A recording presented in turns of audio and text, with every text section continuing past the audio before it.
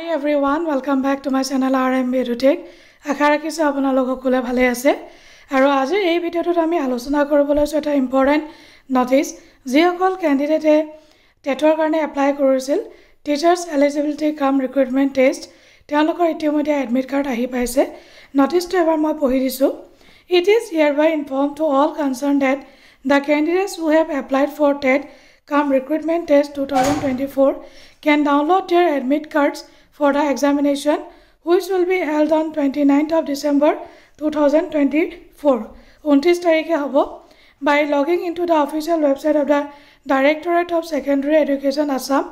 Our website to download it is from 11 a.m. of 15th of December 2024.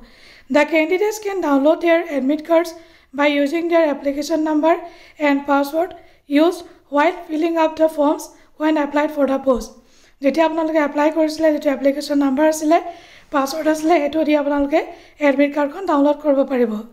The candidates will have to produce hard copy of the admit card and a photo identity card issued by government such as Aadhaar card, PAN card, driving license, voter ID card to appear in the written examination and must follow all the instructions mentioned in the admit card.